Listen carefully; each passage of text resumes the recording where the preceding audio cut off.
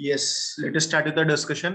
अभी तक के कल तक के अपन लोग एस चेन दिख रहे थे, जहां पे अपन लोग टेंजिबल फिक्स्ड एसेट के बारे में डिस्कस कर रहे थे, मतलब प्रॉपर्टी प्लांट एंड इक्विपमेंट, जिसको अपन लोग बोलते हैं as per Ind AS compliant schedule, sorry Ind AS compliant S chain के हिसाब से। ठीक है, आज से जो अपन लोग देखने वाले हैं वो है एस 26, यहाँ पे अब इंटेंजिबल एसेट्स के बारे में अपन लोग डिस्कस करने वाले हैं। कल तक के टेंजिबल एसेट्स के बारे में देख रहे थे, आज अपन लोग इंटेंजिबल एसेट्स के बारे में दिखने वाले हैं। बैलेंस शीट के अंदर टेंजिबल एसेट्स के नीचे ही इंटेंजिबल एसेट्स दिखाए जाते हैं। दोनों में मेजर मेजर डिफरेंस क्या है मालूम है? कि दोनों के अंदर मेजर सोर्स ऑफ डिफरेंस ये है कि टेंजिबल एसेट्स आप लोगों को दिखाई देते, इंटेंजिबल एसेट्स आप लोगों को दिखाई नहीं देते। टेंजिबल एसेट्स को you can touch, intangible assets को आप लोग टच नहीं कर सकते हो। समझ में आ रहा? तो एस 26 क्या ट्रीटमेंट प्रिस्क्राइब करेगा कि इंटेंजिबल एसेट्स का रिकॉग्निशन क्राइटेरिया क्या है ना? टेंजिबल एसेट्स का रिकॉग्निशन क्राइटेरिया अपन लोगों ने देखा था कि फ्यूचर इकोनॉमिक बेनिफिट मिलना चाहिए और cost can be measured reliably, ये टेंजिबल एसेट्स के लिए था। वैसा ही इंटेंजिबल एसेट्स का रिकॉग्निशन क्राइटेरिया रहेगा। टेंजिबल एसेट्स के लिए जैसे अपन लोगों ने डेप्रिसिएशन देखा था, वैसा इंटेंजिबल एसेट्स के लिए अमोर्टाइजेशन रहेगा। टेंजिबल एसेट्स का जैसे अपन ने डी रिकॉग्निशन देखा था, वैसा ही सिमिलर फैशन में इंटेंजिबल एसेट्स का भी रहेगा। मतलब सिमिलर लाइंस के ऊपर ये एस 26 एकदम एस 10 के लाइंस के ऊपर ही है। समझ में आ रहा है? कि सिर्फ यहाँ पे रिकॉग्निशन क्राइटेरिया थोड़ा अलग है, डेफिनेशन थोड़ा अलग है। 10 की डेफिनेशन अलग रहती थी fixed asset property plant and equipment की, इंटेंजिबल एसेट्स की प्रॉपर इंटेंजिबल एसेट्स जो रहने वाले हैं उनकी डेफिनेशन अलग रहने वाली। समझ में आ रहा है? लेकिन मेजर सोर्स ऑफ डिफरेंस ये है कि इसको आप टच नहीं कर सकते, इसको आप फील नहीं कर सकते। समझ में आ रहा है ना? ये these are not touchable, you can not see them, you can not touch them. Okay, अब ऐसी चीज जिसको आप टच नहीं कर सकते, जिसको आप फील नहीं कर सकते, जिसको आप हाथ नहीं लगा सकते, जिसको आप देख नहीं सकते, उसको आपको बुक्स में लाने का है। समझ में आ रहा है ना? उससे आपको पैसा कमाने का है, फिर उसको धीरे धीरे अमोर्टाइज करने का। देखो चीजें दिखाई नहीं देती, जैसे कि गुडविल आपने किसी कंपनी का खरीदा, दिखाई नहीं देता, फील नहीं होता, टच नहीं होता, येट उसके ऊपर अपन लोग अमोर्टाइजेशन करेंगे, येट अपन उसको बुक्स के अंदर लेके आएंगे, येट अपन उसको बुक्स से बाहर भी करेंगे। समझ में आ रहा है ना? तो अपन लोग धीरे धीरे देखते हैं कैसे एक ऐसी चीज जिसको आप देख नहीं सकते, जिसको आप टच नहीं कर सकते, जिसको आप फील नहीं कर सकते, उसको आप बुक्स में भी लेंगे, उसको आप अमोर्टाइज भी करेंगे और उसको आप बुक्स में से डी रिकॉग्नाइज भी करेंगे। अपन धीरे धीरे सारी बातों को यहाँ पे देखेंगे। चलो ठीक है, पहले scope. S 26 should be applied by all enterprise in accounting for intangible assets except the following things are not covered by the intangible assets। कुछ चीजें इंटेंजिबल एसेट्स के अंदर कवर्ड नहीं है। जैसे कि सिंपल में बताता, कोई चीज के अगर कोई दूसरा एस प्रिस्क्राइब्ड है, जैसे कि डेफर्ड टैक्स एसेट हो गया, डेफर्ड टैक्स एसेट के लिए अलग एस प्रिस्क्राइब्ड है। जैसे कि एडवांस टैक्स वगैरह जो रहता, जैसे कि डेफर्ड टैक्स वगैरह जो रहता। डेफर्ड टैक्स एसेट मतलब क्या रहता मालूम है? कि एक तरीके का एसेट है आपका। एसेट मतलब क्या? अभी आपने कुछ तो भी कोई चीज ज्यादा भर के रख दी हुई है, आगे जाके आपको कम भरना पड़ेगा, उसको अपन लोग क्या बोलते हैं? Deferred taxes asset. एसेट मतलब क्या? कोई चीज आपने ज्यादा भर के रख दिया, ठीक है। तो बात है उसके लिए एस 26 नहीं है, क्योंकि उसके लिए कोई एक दूसरा एस है। समझ में आ रहा है ना? उसके लिए एक दूसरा एस है, ठीक है। लीजेस के लिए एस 26 नहीं है, ठीक है। लीज में जो भी रहता होगा उसके अंदर जो एसेट क्रिएट होता होगा, ठीक है, वो भी इसके लिए एस नहीं है 26, क्योंकि उसके लिए एक दूसरा एस है। Okay, goodwill arising on the amalgamation and goodwill arising on consolidation, इसके लिए भी ये एस नहीं है, क्योंकि इसके लिए एक सेपरेट एस प्रिस्क्राइब्ड है 14 एंड 21। समझ में आ रहा क्या? 14 and 21। Okay, intangible assets held by an enterprise for sale in ordinary course of business, इसके लिए ये एस नहीं है। क्यों? क्योंकि देखो अपन लोग क्या बोले थे, PP these are held for the purpose of business. जैसे अपन लोग फिक्स्ड एसेट की बात करते थे, जैसे अपन लोग टेंजिबल इंटेंजिबल्स की बात करते थे, ये अपन बिजनेस के अंदर होल्ड करके रख, ये बिजनेस के अंदर अपन इसको वापरेंगे, वापर के इसको अपन लोग पैसा कमाएंगे, बेनिफिट्स कमाएंगे। ये अपन बेचने के लिए रख रहे क्या? नहीं। समझ में आ रहा ना? तो अगर कोई इन्वेंट्री रहती होंगी आपके पास में इंटेंजिबल एसेट्स की, तो वो इसके अंदर कवर्ड नहीं रहने वाले हैं, क्योंकि वो इन्वेंट्री एस 2 से कवर्ड रहने वाले हैं। क्योंकि दिस ईयर एक मेजर पॉइंट ऑफ डिफरेंस क्या रहता है इन्वेंट्री और एसेट्स में, फिक्स्ड एसेट बोलो टेंजिबल इंटेंजिबल के अंदर, कि inventory is held for sale, बेचने के लिए ही रखा है, जबकि फिक्स्ड एसेट वापरने के लिए रखा हुआ है, for use and not for disposal. Inventory is held for disposal, held for sale. Fixed asset disposal करना है क्या? नहीं, अभी तो वापरना है, बेनिफिट्स कमाना है, फायदा कमाना है, फायदा खत्म होने के बाद में हाँ उसको बेच सकते। Getting my point? ठीक है, जैसे हमारे पास में बहुत सारी कहानियां हैं, मैं कहानियां लिखता और मैं कहानियां बेच देता, तो मेरी कहानी एक तरीके की इन्वेंट्री होगी, तो उसके लिए AS26 एप्लीकेबल नहीं। रोज एक दो कहानी लिखता, पेपर में बेच देता, रोज एक आर्टिकल लिखता, पेपर में बेच देता, मेरा खुद का लिटरली ओरिजिनल वर्क है, समझ में आ रहा, ये मेरे लिए एक इन्वेंट्री होगी, क्योंकि मैं लिख ही क्यों रहा, बेचने के लिए। रोज दो चार आर्टिकल लिखता, रोज पेपर में बेच देता, मैगजीन में बेच देता। Getting my point? उनके लिए ये नहीं है। If you are treating your intangibles as your inventory which is held for the ordinary course of sale, then this AS does not apply because AS2 is there. AS7 है construction contract के लिए, वो अपना इससे अभी कोई लेना देना नहीं, आगे अपन लोग देखेंगे। इन शॉर्ट, जिसके लिए कोई स्पेसिफिक एस है उनके लिए यहाँ पे आना नहीं। फाइनेंशियल एसेट्स, उनके लिए भी ये नहीं है, ठीक है। फाइनेंशियल एसेट मतलब राइट टू रिसीव कुछ डिविडेंड वगैरह वैसा कुछ रहता होगा एसेट के अंदर, कोई आपका 10 साल बाद भी कुछ रिडीम होने वाला है तो कुछ आपको शेयर वेयर मिलने वाले, उन चीजों के लिए भी ये नहीं है। एसेट की बात चालू है यहाँ पे, सब राइट्स की बात चालू है, समझ में आ रहा है? ये एसेट से आ रही है राइट्स, नॉट योर ऑब्लिगेशन, तो यहाँ पे राइट्स की बात चालू है। कोई फाइनेंशियल राइट्स है, कोई फाइनेंशियल एसेट है जो मिलने वाला है आगे जाके। Intangible asset arising in the insurance enterprises from the contract with the policy holders, उनके लिए भी ये नहीं है। Mineral rights and expenditure on the exploitation, development, extraction, mineral oil, natural gas and similar non-regenerative resources. Mines में से निकलने वाला मिनरल ऑयल बोलो, मिनरल्स बोलो, ऑयल बोलो, नेचुरल गैस बोलो, उनके लिए भी ये सब चीजें नहीं है। ऑफ कोर्स ये पीपी भी नहीं था, इंटेंजिबल भी नहीं है, ये इधर भी नहीं आता और वो उधर भी नहीं आता, ठीक है।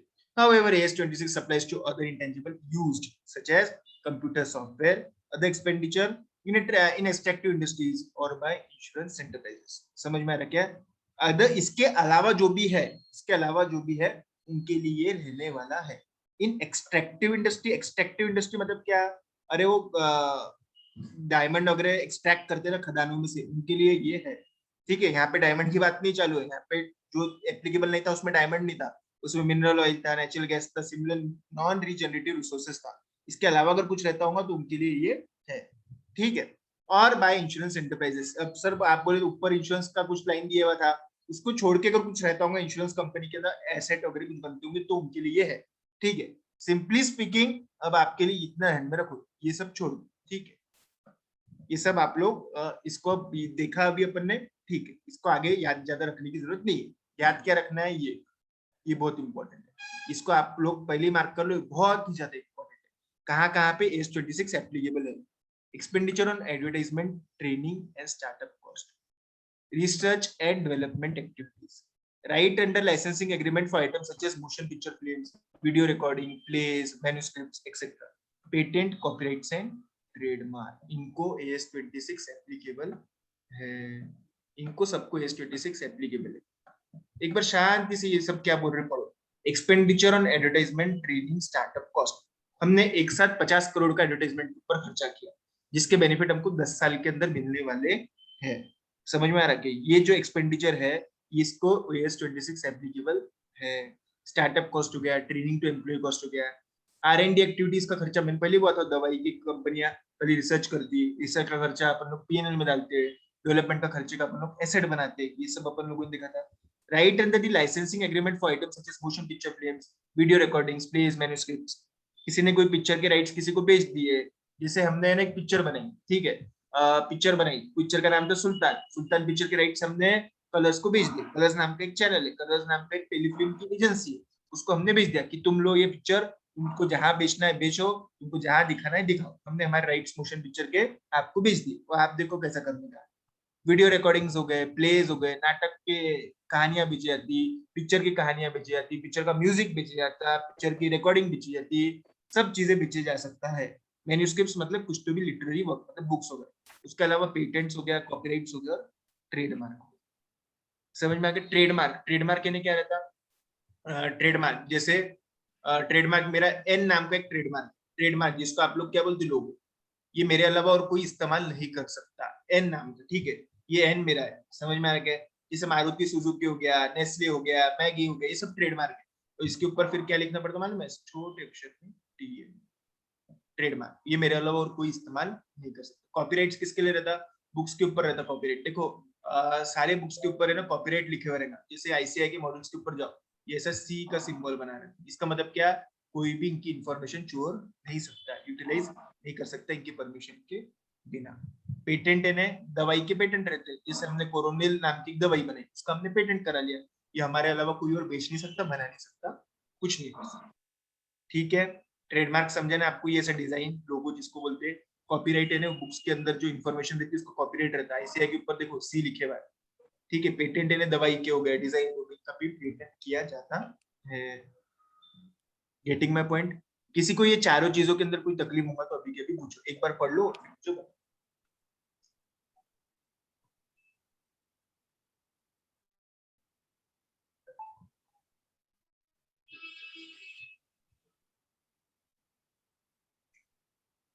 किसको नहीं समझता होगा patent, trademark, copyright, licence, research development? Sir training intangible में कैसे? सर ट्रेनिंग, ट्रेनिंग को रुको रुको रुको, आप सीए बन गए, मैंने कैंपस प्लेसमेंट के अंदर आपको उठा लिया जॉब के लिए, 100 लोगों को उठाया मैंने, ठीक है। 100 लोगों को मैं कम से कम 3 महीने की ट्रेनिंग देता, ठीक है।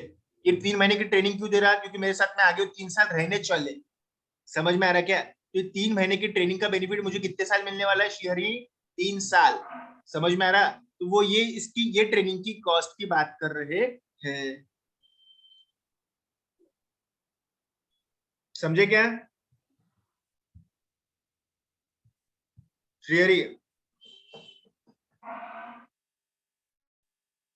सर ते रेंजेस गेली हाँ हाँ हाँ, रेंज गेली होती वापस इकडे सांगा. बरोबर है, ठीक है। हाँ, किसी को और कोई प्रॉब्लम है क्या? 1 2 3 4, इसमें कुछ नहीं समझा होगा तो पूछो, नहीं तो फिर मैं आगे बढ़। चलो आगे बढ़ते। आज भी बहुत कम बच्चे, 18 बच्चे, 17 ही लोग आ रहे सिर्फ बैच में। इतनी बड़ी बैच है, 27 28 लोग है, उसमें से 10 या 11 लोग गायब है, क्या प्रॉब्लम क्या है मुझे तो समझ में नहीं आ रहा, लोग जा रहे कहाँ? ये एवीजीएस नाम का व्यक्ति कौन है? ये एवीजीएस कौन है? ये हेलो, कौन है ये एवीजीएस? हाँ सर, सर ज्ञान ज्ञान अच्छा, अरे तो ज्ञानी नाम रखो ना उसको। सर, वो चेंज हो गया, वो मेल से कनेक्ट हुआ। मैं अभी एडमिट नहीं कर रहा था आपको, बताओ। चलो सॉरी। ठीक है, आगे बढ़ते हैं। हाँ, तो अब अपन लोग एसेट की डेफिनेशन देखते हैं। अच्छा ठीक है, मैं इंटेंजिबल एसेट की चलो अपन लोग अभी देख लेंगे। पीपी के अंदर क्या डेफिनेशन थी पीपी? बताओ तो, कौन बता पाएगा? पीपी की डेफिनेशन क्या थी? सिंपल डेफिनेशन थी, कौन बता पाएगा? बताओ, पीपी की डेफिनेशन क्या थी? बताओ, कौन बोलेगा? देखते चलो, गीता बोल पाएंगे क्या आप? पीपी की डेफिनेशन क्या थी एसेट की? गीता, हेलो गीता। ऐसा हा, पीपी मध्ये डेफिनेशन काय होती? पीपी कोणाला सांगतात आपण? पीपी कोणाला बोलतो आपण? पीपी म्हणजे काय? सर सर जो एसेट 3 साल मतलब 3 साल तक एडवांटेज देता उसको पीपी प्लांट इक्विपमेंट प्रॉपर्टी।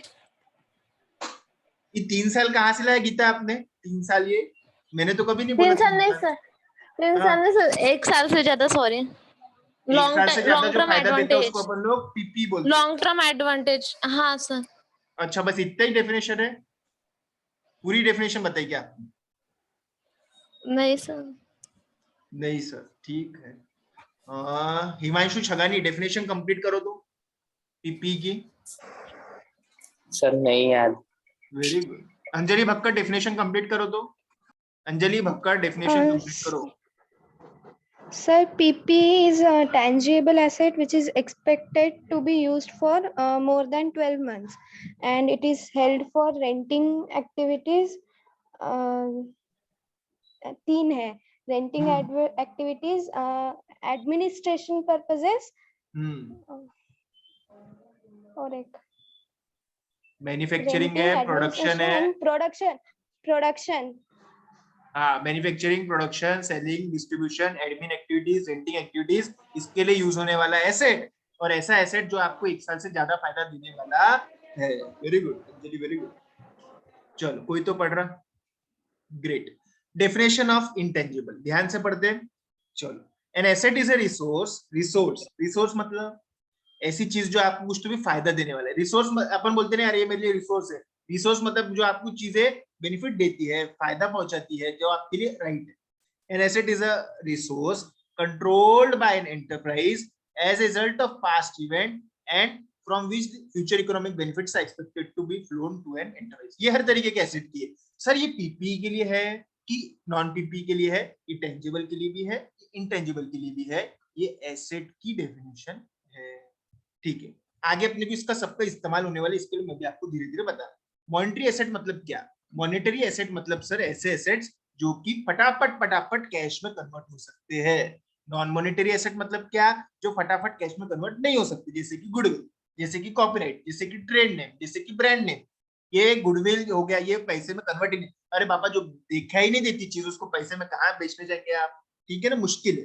लेकिन मॉनेटरी एसेट फटाफट एक फिक्स अमाउंट के अंदर कन्वर्ट हो जाते हैं। नॉन मॉनेटरी एसेट मतलब जो मॉनेटरी एसेट नहीं है। एमोर्टाइजेशन मतलब क्या? एमोर्टाइजेशन का सिंपल मतलब है डेप्रिसिएशन। सिर्फ पीपी के लिए डेप्रिसिएशन रहता, टेंजिबल के लिए डेप्रिसिएशन रहता, और नॉन टेंजिबल्स के लिए एमोर्टाइजेशन रहता है। यूजफुल लाइफ यहाँ पे बहुत बार आने वाला है आप लोगों को। यूजफुल लाइफ मतलब क्या? ऐसे यूजफुल लाइफ मतलब क्या? जितने समय तक के आपको उससे फायदा मिलने वाला है, जितना समय उसका आपको बेनिफिट मिलने वाला है, जितने समय वो आपको प्रोडक्शन में काम में लगने वाला है। The period of time over which the asset is expected to be used by the enterprise or the number of production or similar units expected to be obtained from the asset। जैसे एक machinery है जो उसके पूरे useful life में 1 लाख घंटे चलती है, अगर वो 1 लाख घंटे चल गई इसका मतलब उसकी यूजफुल लाइफ खत्म हो गई भी है। फेयर वैल्यू मतलब क्या? फेयर वैल्यू मतलब क्या? मार्केट वैल्यू बोला जाता है। समझ में आ रहा? मार्केट के अंदर बेचने जाएंगे तो उसको कितना पैसा मिलेगा उसको अपन लोग फेयर वैल्यू बोलते हैं। समझ में आ रहा क्या? अब चलो अपन लोग इंटेंजिबल की मोस्ट इंपोर्टेंट डेफिनेशन के अंदर एंटर करते। अब ये सब चीजों का काम है। चलो, एन इंटेंजिबल एसेट इज, एक एक वर्ड यहाँ पे काम का है, ध्यान में रखना जरूरी है। An intangible asset is an identifiable non-monetary without physical substance held for use in production or supply of goods for rental or for administrative purpose। ठीक है, देखो अब एक बात, ये जो डेफिनेशन है held for use in production supply of goods और सर्विसेज फॉर रेंटल और फॉर एडमिनिस्ट्रेटिव पर्पस, ये मैंने पीपी में भी बताया था, ये पीपी में भी था, ये कॉमन डेफिनेशन है पीपी में भी और इंटेंजिबल में भी। समझ में आ रहा है कि इंटेंजिबल में भी और पीपी में भी ये डेफिनेशन कॉमन है कि held for use, it is not held for sale, for production, supply, admin, rental, ये सब चीजों के लिए अपन लोग उसको रखते हैं। सिर्फ यहाँ पे रास की बात क्या है, कुछ चीजें यहाँ पे एडिशनल है। एडिशनल क्या क्या यहाँ पे आने वाली है उस चीजों को अपन लोग हाईलाइट कर देते ताकि आपको जल्दी से ध्यान में आ जाए। ठीक है, identifiable, non monetary, without physical substance. Identifiable मतलब क्या? जिसको आप अलग से पहचान सकते। समझ में आ रहा है क्या? जिसको आप पहचान सकते हो, जिसका एक अपना इंडिपेंडेंट एग्जिस्टेंस है। क्या बोला मैंने? जिसका एक इंडिपेंडेंट एग्जिस्टेंस है।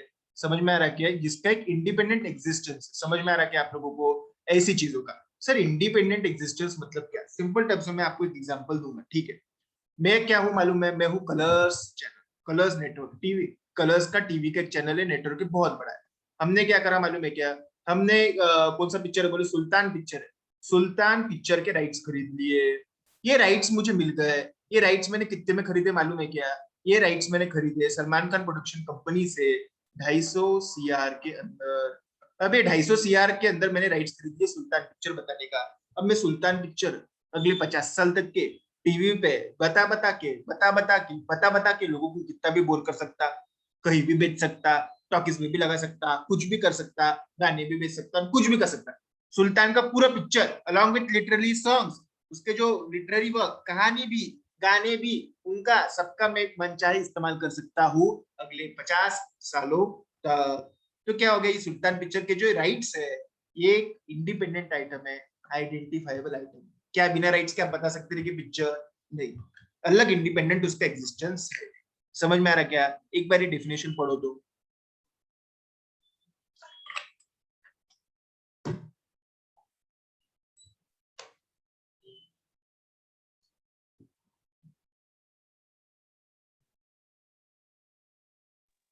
सर हाँ बोलो। सर वो एक बार राइट्स बेच दिए, वो फिर से बेच सकते का, मतलब कलर्स को बेच दिए राइट्स, और वही राइट्स स्टार वालों को भी बेच सकता है क्यों? हाँ बेच सकते हैं, उनको बेचना होगा तो। लेकिन एक ही कलर्स समय। वाला के बेचने के लिए थोड़ी खरीदेंगे आप वही तो गलती करते हैं ना श्रीहरि। लोग पीपी नहीं बेचने नहीं के लिए नहीं सर, खरीदते ना। ये जो टेंजिबल है इंटेंजिबल है, ये बेचने के लिए नहीं खरीदते ना, वापरने के लिए खरीदते। लेवा बेची करने वाले तुम दलाल थोड़ी है। समझ में आ रहा है ना? सर वो पीपीई और टेंजिबल्स और intangibles, these are held for use. You're getting my point? These are held for use. These are not held for disposal.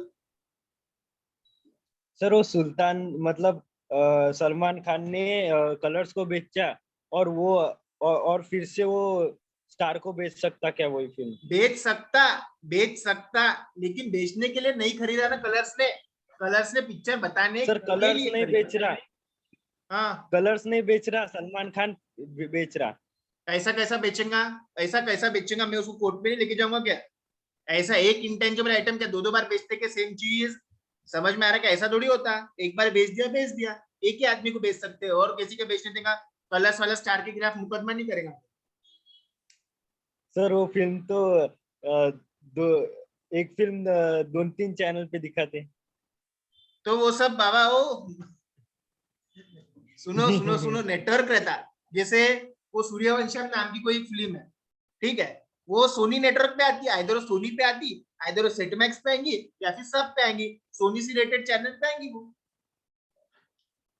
समझ में आ रहा है कि आपको? जैसे हमने कौन सा पिक्चर लिया, हम साथ साथ है, कभी खुशी कभी गम, ये विवाह पिक्चर है, ये सब फालतू पिक्चर्स जो है, समझ में आ रहा है? ये जी टीवी वाला खरीद लेता पारिवारिक पिक्चर। अब जी टीवी वाला उसको जी के जितने चैनल होंगे वहां बता सकता, इससे उस पर थोड़ी जाएगा वो। जिसने राइट खरीदा वो लेगा। या फिर आगे जाके आपको बताओ क्या, ये लोग चैनल वाले आजकल है ना, बहुत पुराना जो पिक्चर हो जाता, जैसे आप लोगों क्या है ना, सीडी देख के आते और बता देते आप, वैसा भी भाड़े पे अगर कोई लाता होगा बेचता होगा तो वैसा भी कर सकते। जैसे स्टार टीवी वाले ने 2 दिन के लिए भाड़े पे ले लिया पिक्चर। समझ में आ रहा है ना? भाड़े पे देना yes sir. Is also a part of intangible activity. भाड़े पे देते बोले हम, है ना? Yes sir. ओके, किसी को कोई डाउट यहाँ पे? कोई डाउट है किसी को यहाँ पे? ये समझा के कार्यक्रम पूरा आपको? राइट्स बेचना, अभी राइट्स सर दिखते के बोले कितने बड़े रहते? अरे बड़े नहीं रहते, छोटे नहीं रहते, कुछ नहीं रहता, कुछ नहीं रहता। न टच करना, न फील करना, न देखना, न दिखाना, न कुछ करना। राइट्स है ना, अधिकार है। वो अधिकार तुमको मिलने के बाद में तुम कलर्स के ऊपर पिक्चर बता सकते, या फिर XYZ चैनल के ऊपर पिक्चर बता सकते। तुम्हारे अलावा और वो कोई पिक्चर के पास में किसी के अधिकार नहीं रहेंगे। समझ में आ रहा है कितनी खास बात है? ओके चलो, आइडेंटिफाइबल हो गया। नॉन मॉनिटरी, ऑफ कोर्स ये राइट्स को मैं जल्दी से पैसे में कन्वर्ट नहीं कर सकता।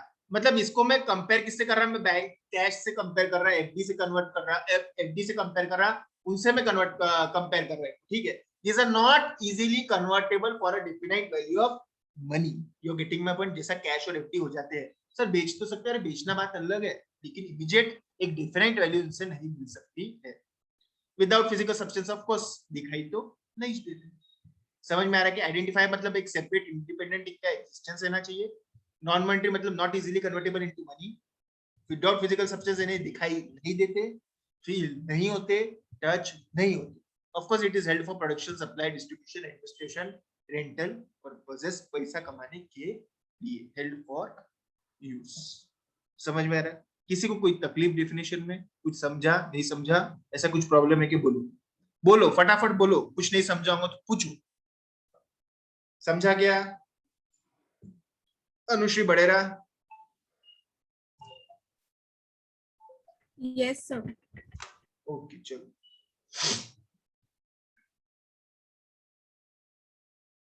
Enterprise frequently expand resources, incur liabilities on the acquisition, development, maintenance, enhancement of intangible resources, such as scientific, technical knowledge, design, implementation of new processes, systems, licenses, intellectual properties, market knowledge, trademark. Common examples आदि। अब ये क्या है मालूम है क्या?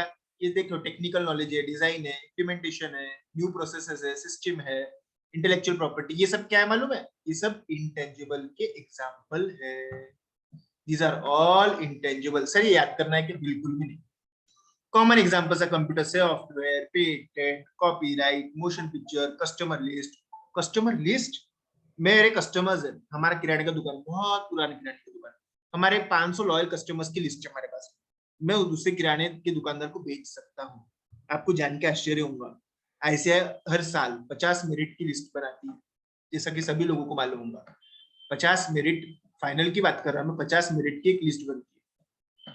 आपको मालूम है ये जो 50 मेरिट की लिस्ट है, नाम, roll number, phone number, mobile number, email ID, इनका एज, इनका डेट ऑफ बर्थ, ये मेल है, फीमेल है, इनका एड्रेस, ये सब का सब आईसीआई करोड़ों रुपए में कंपनीज को बेच देती है। समझ में आ रहा है क्या आपको? आईसीआई ये बेच देती है, कितनी बड़ी बात है, जान के आश्चर्य होगा आपको। आपको मालूम है लोग जस्ट डायल पे से इंफॉर्मेशन उठा लेते, जस्ट डायल के पास में बहुत बड़ा नेटवर्क है, बहुत सारी इंफॉर्मेशन, जस्ट डायल इंफॉर्मेशन बेच देता। ये इंफॉर्मेशन बेचना भी एक तरीके का इंटेंजिबल ही रहता है। Customer list, mortgage, servicing right, fishing licences, import quota, franchises, customer supplier relationship, customer royalty, market share, marketing rights, ये सब चीजें बेची जाती है आज के समय में। समझ में आ रहा है?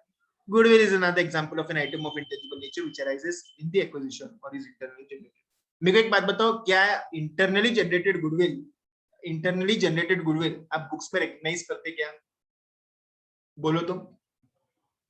No sir. नहीं। No, Of sir. course. अच्छा ठीक है, इंटरनली जनरेटेड गुडविल अपन बुक्स में क्यों रिकॉग्नाइज नहीं करते? बताओ तो क्या कारण होगा उसका? ये कौन सी डेफिनेशन के कौन से पार्ट में वो नहीं बैठता? बताओ तो, ये डेफिनेशन के कौन से वो पार्ट में नहीं बैठता?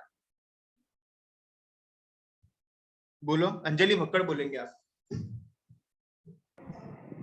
Identifiable. क्यों क्यों क्यों? उसका सेपरेट इंडिपेंडेंट एग्जिस्टेंस ही नहीं था कि इंटरनली जनरेटेड गुडविल।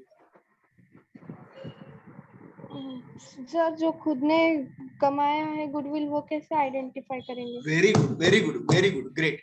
देखो मैं क्या बोलता, मेरा एक्टिव वालों, मेरे समोसे बोले पूरे गांव में चलते हैं, देश विदेश में चलते, गांव खेड़े में, शहर में, नाके पे, हर जगह चलते बोले, लेकिन चलते ये मेरी गुडविल हो गई बोले, मेरी गुडविल बोले 500 करोड़ की, मैं लूंगा बुक्स, ऐसा नहीं चलता ना। क्योंकि आपका गुडविल, आपका इंटरनली जनरेटेड गुडविल और आपका बिजनेस, ये दोनों अलग अलग बातें कभी सेपरेट ही नहीं हो सकती। इंडिपेंडेंट एग्जिस्टेंस है मतलब क्या? वो सेपरेबल है ना? समझ में आ रहा क्या? वो सेपरेबल है, बिजनेस से अलग हो रहा है। इंटरनली जनरेटेड गुडविल तो फिर ये इंटेंजिबल एसेट की ये डेफिनेशन में ही नहीं बैठ रहा। Getting my point? Internally generated goodwill ये यहाँ पे बैठता ही नहीं, इसके लिए अपन उसको बुक्स में लेते ही नहीं, क्योंकि वो सेपरेबल ही नहीं है। हाँ, एक बिजनेस था 500 करोड़ का, ठीक है, मैंने उसके लिए उसको दिए 550 करोड़, बोले 50 करोड़ का ज्यादा दिए, बोले 50 करोड़ के हमने गुडविल के लिए दिए। तो यहाँ पे क्या हो गया, 50 करोड़ जो मैंने ज्यादा दिए गुडविल के लिए, ये आइडेंटिफाइबल है, ये सेपरेबल है, ये इंडिपेंडेंट एग्जिस्टेंस वाली चीज है, इसके लिए इसका अलग कार्यक्रम, इसके लिए बुक्स में ले रहे हैं अपन। जबकि इंटरनली जनरेटेड गुडविल का अपना अलग से अस्तित्व नहीं है, इंडिपेंडेंट एग्जिस्टेंस नहीं है, सेपरेट रिकॉग्निशन नहीं है, इसके लिए उसको बुक्स में कोई जगह भी नहीं है, क्योंकि इंटरनली जनरेटेड गुडविल और आपका बिजनेस, ये दोनों चीजें अलग अलग नहीं हो सकती है। Not all the items described above will meet the definition of internal intangible asset. समझ में आ रहा है ना? क्यों? क्योंकि इंटरनली जनरेटेड गुडविल तो अपन लोग बुक्स में इंटेंजिबल एसेट करके लेते ही नहीं, ठीक है। इंटेंजिबल एसेट मीट करने के लिए आप लोगों को उसको अपनी कसौटी के ऊपर देखना पड़ेगा। क्या है कसौटियां? Identifiability, non monetary asset, without physical substance और हेल्ड फॉर यूज, ठीक है। जो चीजें इनको मीट करेंगी वही अपन लोग आगे लेके चलेंगे। आइडेंटिफाइबिलिटी क्या रहेगी? The definition of intangible asset requires that an intangible asset should be identifiable. To be identifiable, it necessary that the intangible asset clearly distinguished from the goodwill. Goodwill से वो अलग रहना चाहिए। ये कौन सी गुडविल की बात चालू है बताओ? ये कौन सी गुडविल की बात चालू है बताओ? ये एनीबॉडी? तो गुडविल से अलग रहना चाहिए। जैसे मैं बोल रहा हमारा ट्रेड नेम, ट्रेडमार्क है, ठीक है, ट्रेडमार्क है, बोले हमारे एक ट्रेडमार्क है, ठीक है। अब ये ट्रेडमार्क है, ओके। अभी ट्रेडमार्क अगर आपको ट्रेडमार्क है अगर आपका, तो ये ट्रेडमार्क आपकी गुडविल से अलग रहना चाहिए। ये कौन से गुडविल की बात चालू है मालूम है? इंटरनली जनरेटेड गुडविल की बात चालू है कि आपका ट्रेडमार्क अलग से बेचे जाना चाहिए। That should not be your goodwill. ये कब हो सकता है? अगर आपने ट्रेडमार्क खरीदा होगा तो, अगर आपने किसी का ब्रांड नेम खरीदा होगा तो। मतलब क्या हो गया सर कि यहाँ पे अपने जो अंदरूनी जो चीजें रहती, जैसे कि गुडविल हो गया, बिजनेस नेम हो गया, ये बिजनेस से अलग नहीं रहती, ये सेपरेबल नहीं रहती, इनको अपन बिजनेस के अलावा बेच नहीं सकते, तो ये अपन लोग रिकॉग्नाइज भी नहीं करते। तो बोले सर इसका मतलब क्या है? इसका मतलब यही है कि ऐसी चीजों को ही आप बुक्स के अंदर लो, ऐसी चीजों को ही आप इंटेंजिबल करके बुक्स के अंदर लो जिनका एक सेपरेट एग्जिस्टेंस है गुडविल के अलावा। गुडविल नहीं होना चाहिए। सर गुडविल क्यों नहीं? क्योंकि गुडविल और बिजनेस अलग अलग नहीं है। To be identifiable it is necessary that the intangible asset is clearly distinguished from the goodwill, and this can happen only when you are purchasing some of the intangible asset. Internally generated intangible asset goodwill ही रहती है ना। जैसे कि मेरा trade name है राठी पेड़े वाला, समझ में आ रहा क्या? तो मेरा राठी पेड़े वाला मैं ट्रेड नेम बेच सकता किसी? बोलो तो हाँ या ना, क्या होंगे उसके कॉन्सिक्वेंसेस? मेरा राठी पेड़े वाला आरपी करके एक राठी पेड़े वाला मेरा एक ट्रेड नेम, ठीक है। अब बताओ तो मैं ये सिर्फ इसको मैं गुडविल करके या फिर बिजनेस के अंदर ट्रेड नेम करके रिकॉग्नाइज कर सकता कि राठी पेड़े वाले को? बोलो तो राठी पेड़े वाला करके ट्रेड नेम में ये बिजनेस के अंदर इंटेंजिबल करके रिकॉग्नाइज कर सकता क्या? बोलो। नहीं। नहीं क्यों? अरे बापा राठी पेड़े वाला मेरा कुछ ऐसे अलग नहीं है ना, मेरा बिजनेस और एक ट्रेड नेम और मेरा इंटरनली जनरेटेड गुडविल ये सब एक ही है। समझ में आ रहा क्या? ये सब एक ही चीज है। मैं ऐसा ट्रेड नेम बेच देता, बोले बिजनेस मेरे पास लगता, ऐसा होता क्या? बोले मैं राठी पेड़े वाला नाम बेच देता और बिजनेस में करते रहता है, ऐसा थोड़ी होगा।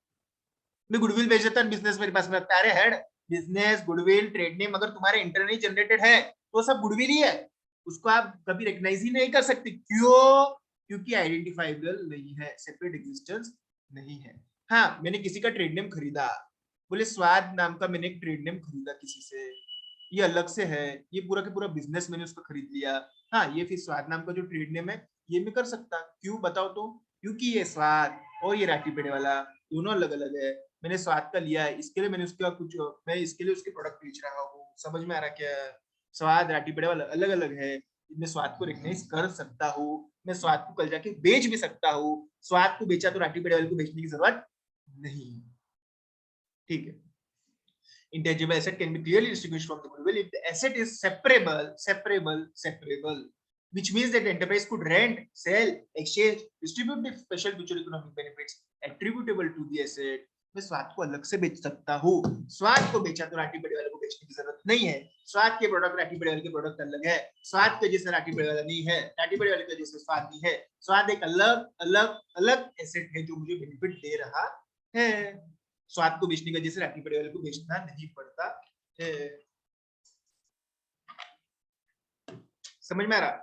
Without also disposing the future economic benefits that flow from the other assets used in the same revenue earning activity.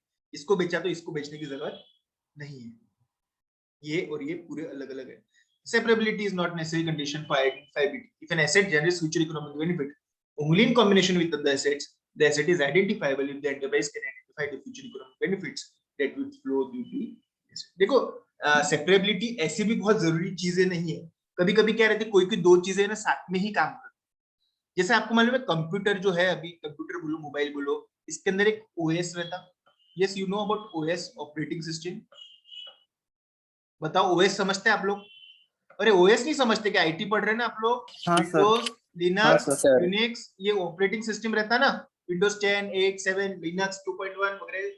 अरे हाँ या ना, ये है ना Windows, Linux, Unix operating systems है। एंड्रॉइड आपका ऑपरेटिंग सिस्टम है। एक बात बताओ लेकिन आपको, जैसे एंड्रॉइड है, विंडोज है, कि विंडोज का अपने आप में उनका सेपरेबिलिटी नहीं है, क्योंकि unless until you are having that computer का हार्डवेयर, मोबाइल का हार्डवेयर, ये नहीं चलती। समझ में आ रहा है ना? तो कुछ कुछ चीजें इनबिल्ट है जो दूसरे के साथ में चलती है। इसका मतलब क्या? ऑपरेटिंग सिस्टम का जो सॉफ्टवेयर है वो इंटेंजिबल नहीं है क्या? नहीं, वो इंटेंजिबल ही है, सिर्फ वो किसी और के साथ में चलता है। ऑपरेटिंग सिस्टम ऐसा क्या अलग से चलता क्या? अलग से नहीं चलता, उसको कोई तो भी कंप्यूटर होना, उसके बिना वो चलता ही नहीं है। तो आपको मालूम है कहीं भी ऑपरेटिंग सिस्टम ऐसा बेचा नहीं जाता।